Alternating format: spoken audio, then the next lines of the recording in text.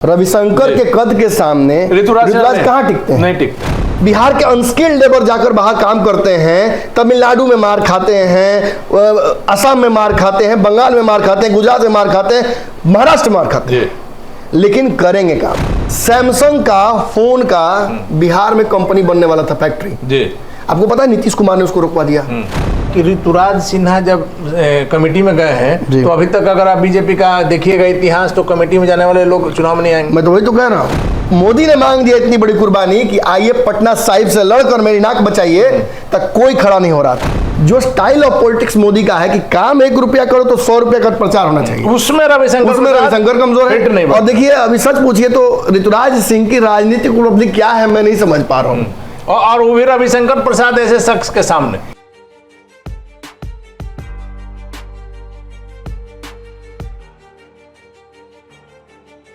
नमस्कार, पंचनामा देख रहे हैं आप। दो कास्ट नेताओं के बीच की जंग में क्या पटना साहिब निकल जाएगा बीजेपी के हाथ से? जी हां, ऋतुराज वर्सेस रविशंकर प्रसाद, इन दोनों के टसन से क्या हाथ से निकल जाएगा पटना साहिब? रविशंकर प्रसाद बीजेपी के कद्दावर नेता माने जाते हैं, लगातार आप इसी से उनका कद समझ सकते हैं कि 2000 से लेकर के 2012 तक राज्यसभा के सदस्य रहे, कई विभागों के मंत्री रहे, कोयला से लेकर के आईटी से लेकर के कानून मंत्री तक रहे। लेकिन 2021 में जो मोदी मंत्रिमंडल का नमन जी जो विस्तार हुआ था 7 जुलाई को कैबिनेट के बदल से पहले रविशंकर प्रसाद जैसे नेता पर जो ग्रहण लग गया है, अभी तक उस ग्रहण से मुक्त नहीं हो सके हैं। नमन मिसारी से इसी विषय पर चर्चा करेंगे। क्या कहेंगे ऋतुराज जी, जिनकी अपनी पहचान है, अमित शाह के टीम में है, पिता उनके आर.के. सिन्हा जी बिजनेसमैन भी हैं, नेता भी हैं, एसआईएस के संस्थापक भी लोग रहे हैं, कई लोगों को इन्होंने रोजगार दिया है।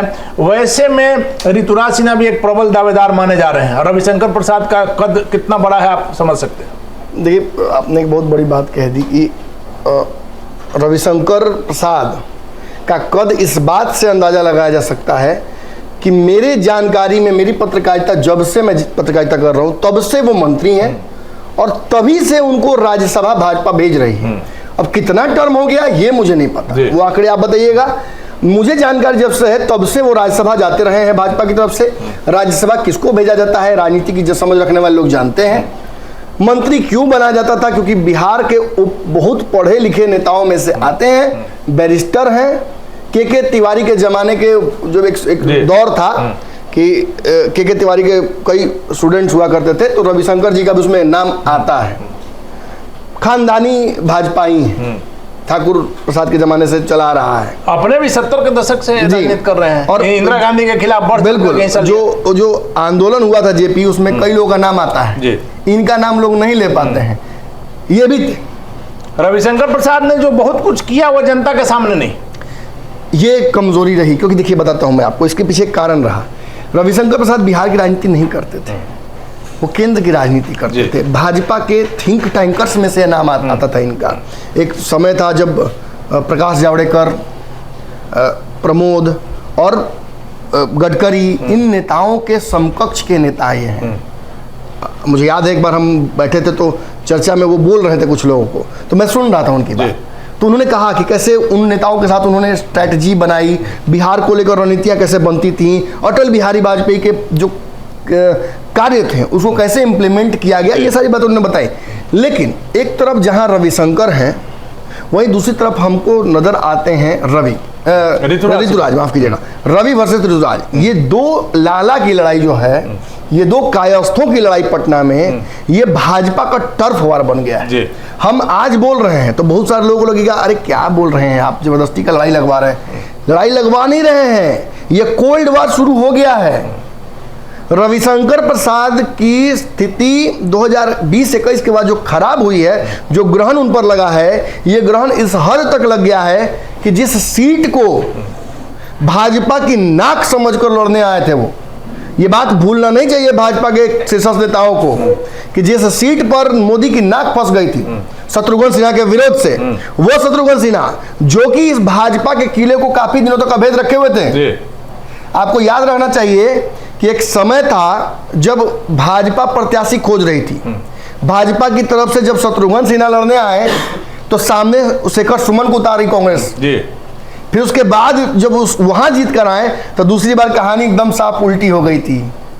आपने देखा कि किस तरीके से शत्रुघ्न सिन्हा बागी हुए, और जो मोदी सरकार में बगावत शत्रुघ्न सिन्हा ने दिखाई, उसका असर आज तक आप देख रहे हैं। टीएमसी से सांसद बने, पटना से भगा दिया गया उनको।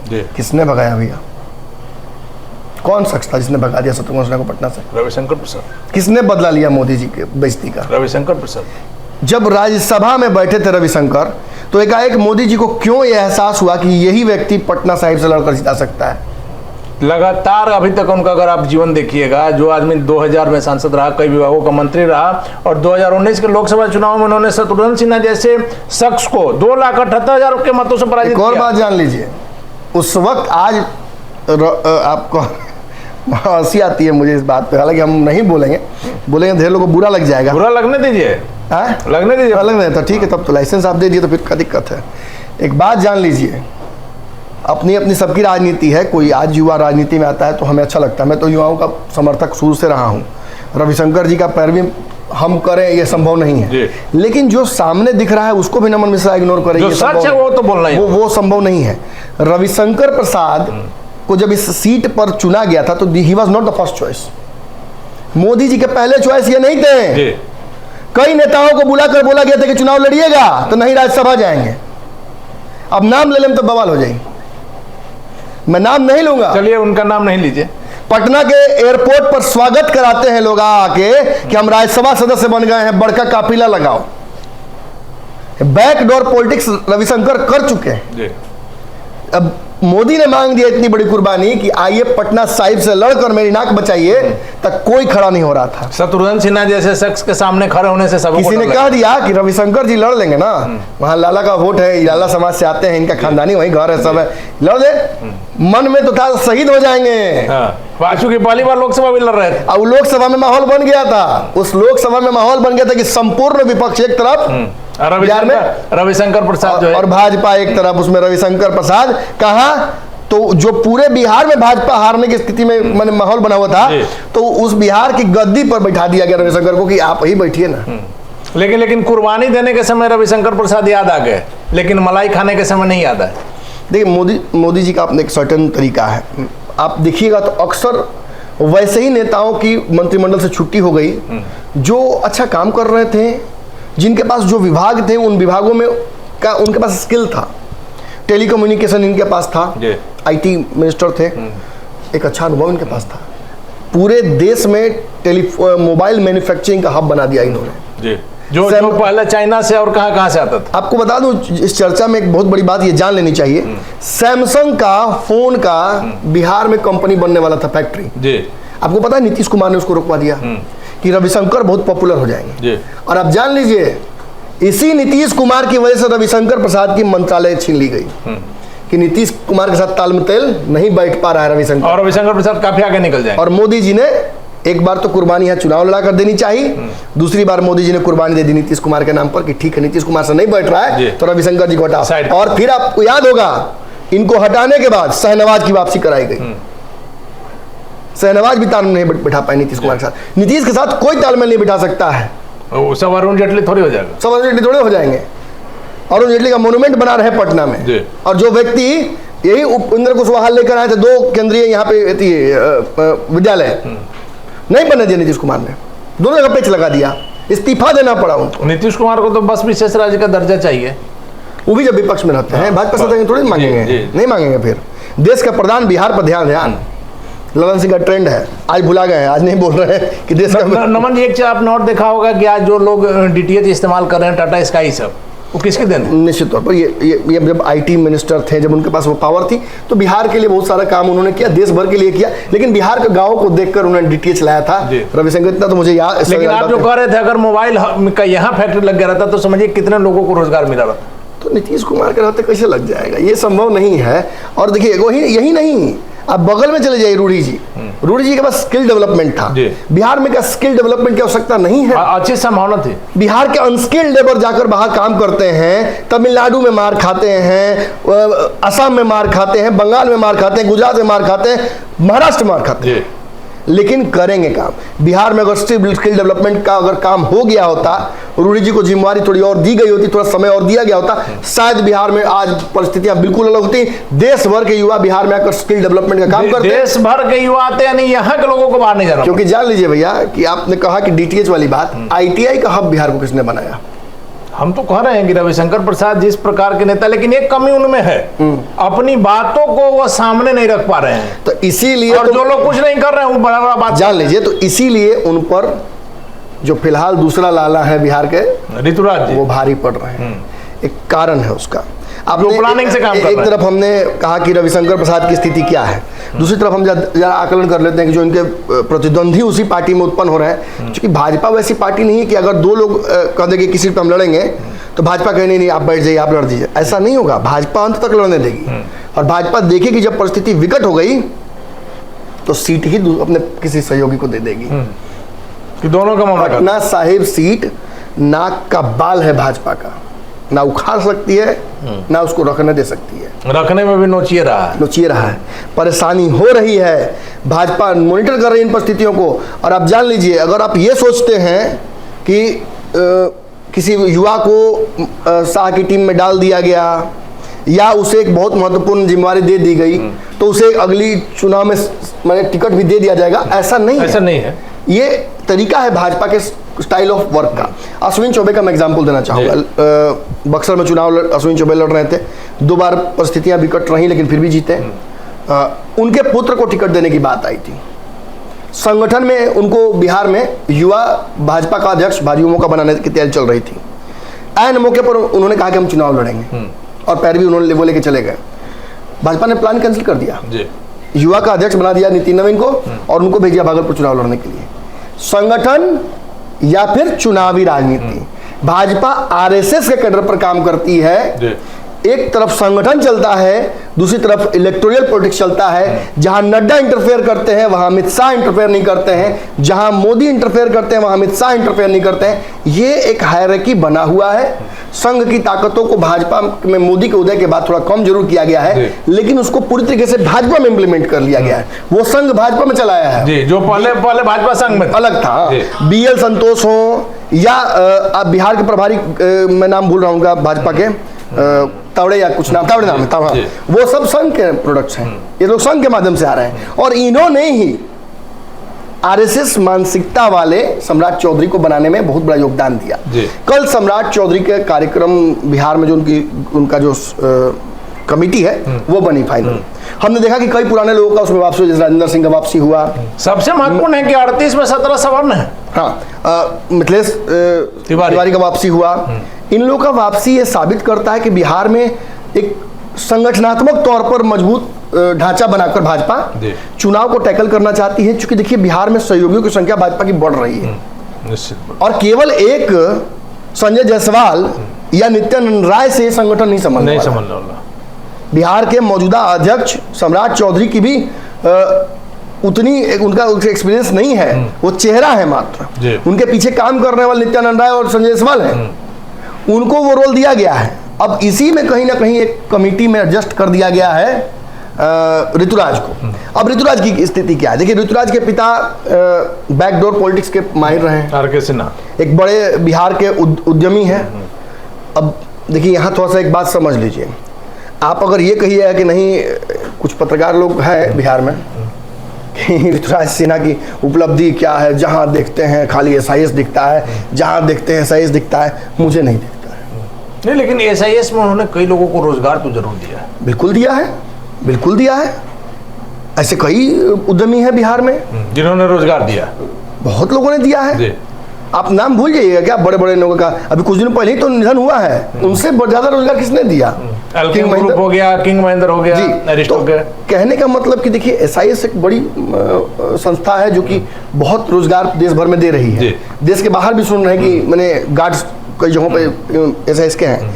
इसका मतलब ये नहीं, रतन टाटा कभी राजनीति में नहीं आए, लेकिन रतन टाटा उन्होंने जितने लोगों को रोजगार दिया उसका कितना उनके पास उस कैलिबर है देश की राजनीति को इंटरफेयर करने का। अदानी अंबानी राजनीति नहीं करते हैं, करवाते हैं। इसलिए सदन में सबसे ज्यादा नाम उन्हीं का लिया जाता है। चुनाव नहीं लड़ रहे लेकिन नाम लिया जाता है। ये उपलब्धियां हैं उनकी। हाँ ठीक है, आर.के. सिन्हा, मैं ये नहीं कह रहा हूँ कि राजनीति में आना गलत बात है, आर.के. सिन्हा आए, आर.के. सिन्हा राजनीति में जब भाजपा में रहे हैं तो जब राजनीति का उनका बाह्य काल था, अंतकाल था, उसमें आप देखिएगा खास तौर पे अलग अलग पार्टियों में उनका पकड़ बढ़ने लगा था, भाजपा छोड़ के संभावनाएं वो तलाश करने लगे थे साइड से कि दोबारा राज्यसभा जा पाएंगे कि नहीं, ऐसी परिस्थितियां बनेंगी कि नहीं, ये सारी चीजें उन्होंने की थी और वो सब कुछ पब्लिक डोमेन में है। ऋतुराज सिन्हा को आगे करके पटना साहिब सीट पर दावा करना ये आर.के. सिन्हा का एक स्ट्रैटेजी है। आपको अब चीजें कुछ हद तक क्लियर हुई होंगी कि कौन वो शख्स थे जो रविशंकर को जब यहाँ चुनाव लड़ाया जा रहा था तो कई लोगों ने जो मैंने कहा कि नहीं मैं यहाँ से नहीं लड़ना चाहता हूँ, ये वो, क्योंकि उस समय राज्यसभा की संभावनाएं थी खुली हुई तो उस तरफ जाने का चांसेस था। फिर बाद में आपने देखा कि परिस्थितियां बदली तो अब लगा कि नहीं, पटना साहिब तो मेन यहाँ का जो ड्रैगन था वो तो चला गया अब कहीं और, शत्रुघ्न सिन्हा यहाँ नहीं है। उनके पुत्र को भी यहाँ से बुढ़िया बिस्तर बांध के एक दिन में आए थे चुनाव लड़ने के लिए, कौन लव सिंह पता नहीं कहाँ से उठ के आ गए। 4 दिन में वो आदमी हवा पानी दे रहा था, इतना धूर्त नेता लव सिंह कि माने हम पटना के हैं, हम पटना में ही रहेंगे, वो धूर्त दोबारा दिखा नहीं। आर.के. सिन्हा के बारे में आपने जो कहा याद होगा, एक महागठबंधन के कद्दावर नेता से भी एक बार मिलने गए थे, उसकी तस्वीर काफी वायरल। अरे भैया अब तो बतवे खोल दिए सब कहने का मतलब कि आर.के. सिन्हा किसके ईमानदार बीच में हो गए थे, लालू जी के हो गए थे कि नीतीश कुमार के हो गए थे, किसके हो गए थे, ये सब जानते हैं, सब विदित है। कोई भी पार्टी बिना फाइनेंसर के नहीं चलती है, मजबूत लोग रहेगा तभी पार्टी चलेगी। और एक बात जान लीजिए, फाइनेंसर किसी का नहीं होता एक का, वो तो अगला जो आएगा जिस पर देखेगा कि मजबूत उस पर दाव लगाएगा। यही अदानी अंबानी किसके सपोर्टर थे इससे पहले, रॉबर्ट वाड्रा से इनका क्या रिश्ता था, सीधे कांग्रेस के साथ, रिलायंस ग्रुप का, ये सबको पता है। और आज सत्ता में अगर है तो मजबूरी है ना, राजनीतिज्ञों की मजबूरी नहीं है, लेकिन जो उद्योगपतियों की मजबूरी है, सत्ता के साथ बने रहना मजबूरी है। विजन क्लास वाले ये कन्हैया सिंह वो अब सत्ता के पक्ष के खिलाफ हो गए हैं बिहार में, वो भाजपा में जाकर ज्वाइन कर लिए हैं। उनको लगता नहीं कि उनका बड़ा बसा बसाया जो इंडस्ट्री उन्होंने लड़ झगड़ के बिहार में जगह बनाए, कोचिंग इंडस्ट्री को, कोचिंग इंडस्ट्री में गोली चलता था रोज धाए धाए, उन पर भी चला है, उन पर भी चला है। और उसके बावजूद वो व्यक्ति यहाँ पर कोचिंग कल्चर लेकर आया, हब बनाया बिहार पटना को। उसके बाद के लोग खुल गया, अभिषेक जा खोले, गोल है कई खुला, लेकिन कन्हैया सिंह ने स्टार्ट उन्होंने किया, ट्रेंड बदला उन्होंने। तो अब उस ट्रेंड का फायदा उठा के कोई आ जाए, लेकिन झेला किसने, कोर्ट कचहरी सब हुआ, गिरफ्तारी तक हो गई थी एक बार उनकी। ये सब क्यों हुआ, क्योंकि बिल्ली के गले में घंटी उन्होंने बांधी। ऐसा ही रविशंकर ने बिल्ली गले में घंटी बांधी ना। तो लेकिन आपके पास से एक निष्कर्ष तो निकल रहा है कि ऋतुराज सिन्हा जब कमेटी में गए हैं तो अभी तक अगर आप बीजेपी का देखिएगा इतिहास तो कमेटी में जाने वाले लोग चुनाव में नहीं आएंगे। मैं तो वही तो कह रहा हूँ कि 2 परिपाटी है भाजपा की, अगर संगठन में चले गए तो चुनावी राजनीति से दूर हो गए आप, राज्यसभा वायसभा जाएंगे उसमें कोई तो राय नहीं है, लोकसभा में। धर्मेंद्र प्रधान बिहार आए थे, मुझे धर्मेंद्र प्रधान ने कहा था, मैं पॉइंट ब्लैंक बोल रहा हूँ, धर्मेंद्र प्रधान ने मुझे कहा था कि नमन जी बिहार जीत जाएंगे तो हमको राज्यसभा भेज दिया जाएगा। इसी पर मेरा साख लगा सब दांव लगा हुआ, और बिहार से ही गए ना राज्यसभा, उड़ीसा के होते हुए बिहार से राज्यसभा गए धर्मेंद्र प्रधान, और मंत्री भी बने पेट्रोलियम के। उसमें कद्दावर एक नेता उन्होंने कहा था मुझसे यही पटना के मौर्य होटल में कि नमन भाई अगर बिहार मुझे जिता देता है, इतनी सीटें बस चाहिए, ज़्यादा नहीं चाहिए, तो मैं केंद्र में मंत्री भी बन जाऊंगा, मुझे प्रॉमिस किया गया और उनका प्रॉमिस फुलफिल किया गया। ऐसा ही कहीं ना कहीं प्रॉमिस इनको भी किया गया होगा कि आप जाइए तो काम कीजिए, लेकिन लेकिन लेकिन लेकिन हाँ वही हम बात कर रहे थे। असल में देखिए पेच पे फंस क्यों रहा है, पेच इसलिए फंस रहा है क्योंकि आर.के. सिंह चाहते हैं कि उनके पुत्र चुनाव लड़े पटना साहिब से। ये सीट उनके पुश्तैनी सीट है, यहाँ से लाला और यहाँ जीत की संभावना है, यहाँ लाला राजनीति हो गई है, और यहाँ महागठबंधन की तरफ से कोई मजबूत प्रत्याशी दूर दूर तक अब दिख नहीं रहा, कोई चाहता भी नहीं वहां से। और शहरी सीट है, भाजपा हमेशा मजबूत रही है। पिछली बार तो सही बोल रहा हूँ, पेच फंस गया था, पिछली बार तो शत्रुघ्न सिन्हा ने पेच फंसा दिया था, और जिस तरीके से शत्रुघ्न सिन्हा ने ताल ठोका था ना, डर तो था निश्चित तौर पर था, लेकिन रविशंकर प्रसाद जितने अंतर से जीते ऐसी भी संभावना नहीं। पहली बार बिहार की मीडिया इस सीट पर एकदम गलत आकलन कर रही थी, हम सभी रविशंकर को पीछे रख रहे थे, लेकिन एक समीकरण बदला, रविशंकर रातों रात घूम कर सब जगह पहुंचे। और अभी भी अब देखिए कि रविशंकर घूम रहे हैं चारों तरफ। क्यों घूम रहे हैं? क्योंकि उनको इस बात का भनक दे दिया गया है कि आपका कट सकता है। अतिरिक्त दबाव डाल दिया गया है, जैसे आर.के. सिंह को, जैसे अश्विन चौबे को, इनको जैसे मैसेज गया है कहीं ना कहीं मीडिया परसेप्शन से कि आपकी टिकट कट सकती है, वैसी कट सकती है। और कहीं ना कहीं ऋतुराज सिन्हा जो मीडिया मैनेजमेंट बिहार में कर लिए हैं, जिस तरीके से वो एक बड़ा परसेप्शन बनाने की कोशिश कर रहे हैं मीडिया घरानों के माध्यम से, उससे ये भनक लग रहा है। भाजपा ने कभी नहीं कहा है, भाजपा कभी फोन करके बोलेगी क्या कि चुनाव लड़ना है? भाजपा कभी अमित शाह बोलने गए हैं क्या किसी चैनल को कि भाई चलाइए आप कट लाइन का टिकट? नहीं, परसेप्शन बनता है। और वो परसेप्शन आज के डेट में मीडिया के छोटे घरानों को पकड़कर, छोटे भैया पत्रकार लोगों को पकड़ के उसके हिसाब से बनाया जाता है। लेकिन जब विश्लेषक बैठेंगे, जैसे हम आप बैठ रहे हैं, तो हम दूध का दूध पानी का पानी करेंगे ना जी। रविशंकर के कद के सामने, रविशंकर के कद के सामने ऋतुराज कहाँ टिकते हैं? नहीं टिकते। अगर आमने सामने दो अलग अलग पार्टियों से चुनाव लड़ते हैं और आप मुझे विश्लेषण करके कहते हैं, तो मैं कहता हूं कि दूर दूर तक ऋतुराज कहीं नहीं टिकते हैं रविशंकर के सामने। ये एक तरफा लड़ाई है। लेकिन चूंकि एक ही पार्टी की बात है और बड़ा अजीब तरीके की पार्टी है, राम कृपाल को मंत्री बनाया, हटा दिया। ये बगल में छपरा में बनाया राजीव प्रताप रूडी को, उनको मंत्री हटा दिया। इनको बनाया रविशंकर को हटा दिया। क्या गलती किया कुछ पता नहीं चला, पता सीधे हटा दिया। आज तक पता नहीं चला कि क्या गलती इन्होंने की। तो ऐसे में रविशंकर प्रसाद को लेकर मोदी क्या सोचते हैं? क्योंकि ये तो अटल बिहारी और क्या नाम उनका, जो अटल बिहारी के आडवाणी का आदमी है नहीं, ये तो इनके मोदी के विरोधी है नहीं, ये तो मोदी के टीम के ही आदमी हैं। इनसे सारा काम जब निकलवाना होता है, टेक्निकल काम, तो इनको बुलाया जाता है। चुनाव लड़ने की बात छोड़िए ना, चुनाव तो बाद में लड़े मोदी के लिए, केस कितना लड़े? बहुत। आप पार्टी का पक्ष जो रखते हैं, इनसे बेहतर कोई पक्ष नहीं रख सकते। राम मंदिर का इतना बड़ा केस, इसमें क्या योगदान है रविशंकर का? बहुत बड़ा योगदान है। पता लगाना चाहिए, ये चीज़ें, परिस्थितियाँ क्लियर होनी चाहिए। हिंदुत्व के नाम पर वोट मांगने वाली पार्टी, हिंदुत्व के लिए लड़ने वाले नेता को, और खासतौर पे जो खानदानी लड़ाई लड़ता आया हो, आज भी मतलब रविशंकर जी के पुत्र का नाम मैं भूल रहा हूँ, आदित्य शंकर, आज भी वो संगठन में काम करते हैं। आज भी भाजपा के संगठन में उनका कहीं नाम नहीं, लेकिन नजर नहीं आते। हाँ, अंदर काम दिया हुआ है, संगठन का काम दिया, संगठन का काम कर रहे हैं। कोई पीआर, कोई फोटोग्राफ, कोई तस्वीर आज तक नहीं देखी गई कहीं, कोई इंटरव्यू नहीं। तो निश्चित तौर पर रविशंकर की कमी यही है कि उन्होंने जो मंत्रालय में भी काम किया उसका प्रमोशन नहीं कराया, जो बिहार में काम किया उसका भी प्रमोशन नहीं कराया। एक अलग तरीके की राजनीति करने की कोशिश करते हैं, लेकिन मोदी के साथ ये संभव नहीं है। जी नमन जी, ऐसे तो रविशंकर प्रसाद ने बहुत सारे काम किया, हमने शुरू में कहा, जो लोगों को पता नहीं। जी, आपको शायद जानकारी होगा कि यहाँ बिहार में पटना में एमआईटी यूनिवर्सिटी जो है वो रविशंकर प्रसाद का लाया हुआ। हाँ, ऐसे कई काम उन्होंने किए हैं। निश्चित तौर पर देखिए, वही तो बात है कि ये कहीं छप के तो आया नहीं।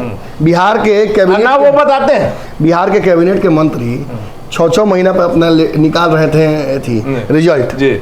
कभी नीतिन ने भी निकालस, कभी शहनवाज निकाले, अपनी उपलब्धियों मीडिया को बुला के 1 करोड़ 2 करोड़ के पार्टी कराना। ये क्यों क्या नित्यानंद काहे ले गए सारे पत्रकारों को अपने हाथ में?